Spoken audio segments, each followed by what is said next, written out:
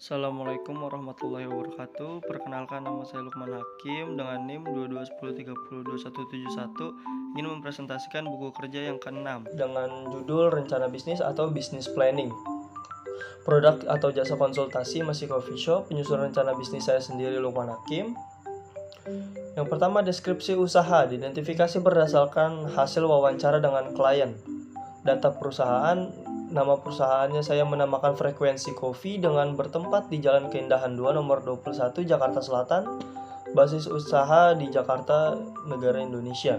Bentuk usaha perdagangan minuman kopi dan non-kopi dan juga biji-bijian kopi. Data pengusaha, nama saya sendiri Lukman Hakim, tempat tanggal lahir Bandung 25 Juni 2002, pendidikan sedang menjalani pendidikan strata 1 manajemen perhotelan. Kualifikasi profesi, sesuai dengan penempatan yang telah ditetapkan, ada yang sebagai barista, kasir, dan juga waiter. Kualifikasi yang ditentukan pastinya telah melewati tahap sertifikasi yang matang, sehingga karyawan yang dipekerjakan adalah yang terbaik dari yang terbaik. Yang selanjutnya ada struktur organisasi, pimpinan perusahaan, yaitu outlet manager, pemilik sekaligus pimpinan, dan juga bertanggung jawab atas segala operasional, pengambilan keputusan, dan juga sebagai quality control. Bagian operasi produksi yaitu kepala bagian produksi, bertanggung jawab atas kesiapan dan proses produksi, bertanggung jawab atas pemesanan konsumen, dan juga mengemas hasil produksi. Bagian jaminan mutu, quality control department, menjaga dan memastikan kualitas minuman dan makanan yang dipesan, menjadi last checking yang akan diantar kepada tamu, menjaga semua data masuk dan keluar bahan-bahan dari supplier. Lalu ada alasan pemilihan bisnis, yaitu sangat diminati masyarakat, pembelian bahan baku yang dibilang mudah, sesuai dengan fashion saya, maintenance yang cenderung mudah dan mendetail, modal yang relatif dan tidak terlalu mahal. Yang kedua ada analisa pemasaran, diidentifikasi berdasarkan 5 Ps. Yang pertama ada produk. Produk yang dipakai adalah produk yang terjamin kualitas dan grade sesuai dengan keinginan pasar. Kopi yang akan diberikan kepada konsumen nanti akan diletakkan di dalam cup dengan berbagai varian ukuran dan akan diberikan logo Frekuensi Coffee itu sendiri, sehingga menciptakan kesan menarik di setiap cup kopi yang diberikan. Yang kedua ada lokasi dan distribusi. Usaha ini berlokasi di Jalan Keindahan 2 nomor 21 Jakarta Selatan, berada dekat dengan pusat-pusat perbelanjaan terdekat dan juga dapat diakses mudah oleh masyarakat sekitar. Sehingga segmen pelanggan usaha ini adalah masyarakat sekitar dan juga orang-orang yang ingin sekedar bersantai ria. Selanjutnya ada harga. Harga yang disajikan adalah harga yang bervariatif dengan rate mulai dari 15.000 hingga 30.000 yang disesuaikan dengan cup yang dipilih. Adapun varian cup yang dipilih adalah ukuran small, medium, dan large. Adapun ukuran botol 1 liter. Yang terakhir ada promosi. Promosi akan dilakukan dengan menggunakan grand opening dengan target masyarakat sekitar, lalu menggunakan sosial media seperti Instagram, Facebook, dan juga website jika diperlukan. Lalu untuk logo di depan coffee shop akan menggunakan X banner dan juga LED light bertuliskan Frekuensi Coffee. Yang ketiga, analisis operasional. Diidentifikasi berdasarkan produk dan produksi. Desain produk, nama produk atau jasa, pemilihan nama yang menarik dan unik menjadi daya tarik tersendiri untuk usaha yang dibangun. Maka itu saya memilih untuk menamakan usaha yang dibangun ini yaitu Frekuensi Coffee karena memiliki keunikan tersendiri dalam penyebutannya. Yang kedua ada karakteristik, memiliki aroma serta cita rasa yang kuat dan cenderung pahit, dan juga memiliki kafein yang tinggi dan rasa yang kuat. Yang ketiga ada manfaat produk, dapat meningkatkan energi, menurunkan berat badan, menurunkan resiko diabetes, mencegah penyakit otak, melindungi hati, meningkatkan mood, dan juga kopi ini mengandung antioksidan. Selanjutnya ada proses produksi. Yang pertama bahan-bahan yang digunakan yaitu ada bubuk kopi, fresh milk, dan juga simple syrup. Lalu cara pembuatannya, bubuk kopi yang sudah ditakar sesuai ketentuan akan dijadikan espresso terlebih dahulu. Selanjutnya, steam fresh milk yang sudah disiapkan hingga temperatur mencapai 50 derajat Celcius. Tuang susu yang sudah di steam tadi ke dalam cup yang sudah berisi espresso. Lalu yang terakhir, tuang simple sirup sesuai takaran yang diinginkan.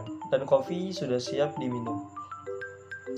Yang keempat, ada analisis peluang pasar dan pesaing.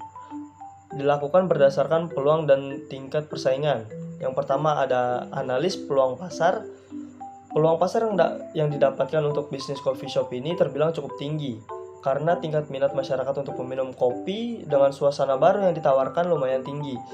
Sebagian masyarakat yang datang ke coffee shop rata-rata ingin menikmati secangkir kopi dan varian yang bisa dibilang sebelumnya belum mereka rasakan.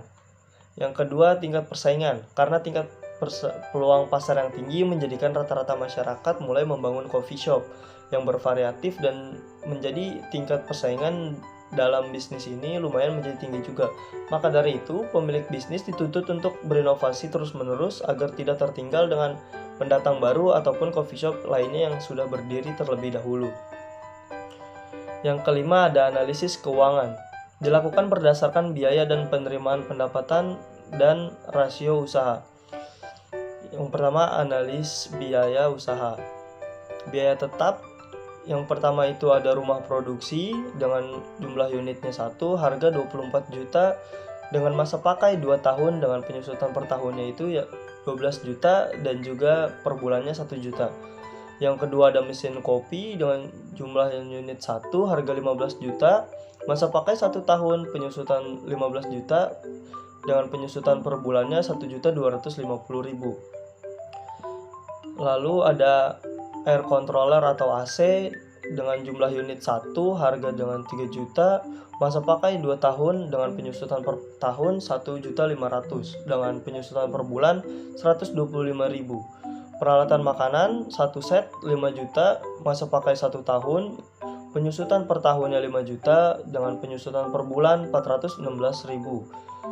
Lalu selanjutnya ada cup 1 set, harga 1.200.000 dan masa pakai 1 tahun dengan penyusutan per tahunnya 1.200.000 dengan penyusutan per bulan 100.000. Yang terakhir ada wifi dengan jumlah 1 unit, harga 300.000 dengan jumlah harga 300.000, masa pakai 1 tahun, penyusutan per tahunnya tidak ada, penyusutan per bulannya 300.000 dengan total jumlah harga 48.500.000 dengan penyusutan per bulannya 3.191.000. Lalu selanjutnya ada biaya variabel.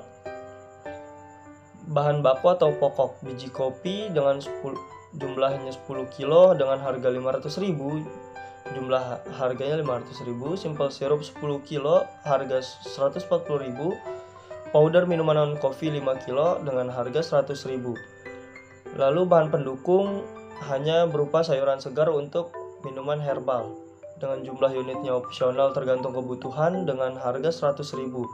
Tenaga kerja barista kita memakai 2, waiter memakai 2, kasirnya memakai 1 dengan rata-rata harga gaji mereka itu 1,5. Jadi total jumlah harga untuk biaya variabel yaitu 8.340.000. Lalu biaya lain-lainnya per bulan ada transportasi dengan harganya 300.000, promosi 150.000, listrik, air dan operasional lainnya 300.000 dengan total 750.000. Lalu penerimaan pendapat dan rasio usaha. Jumlah produksi atau layanan 30 cup minuman kopi dengan harga per unit rata-rata 17.000, 20 cup minuman non kopi dengan harga rata-rata 15.000, 20 cup minuman herbal dengan rata-rata harga 17.000, 20 piring makanan dengan harga rata-rata 15.000, dengan penerimaan per hari untuk minuman kopi 510.000, non kopi 300.000, minuman herbal 340.000, dan makanan 300.000, dengan rata-rata penerimaan per bulan yaitu kotornya total dengan 43.200.000. Lalu pendapatan per bulan total revenue dikurang total cost 43.200.000 dikurang 12.280.000 dengan hasil 30.919.000. Lalu yang terakhir ada analisis SWOT.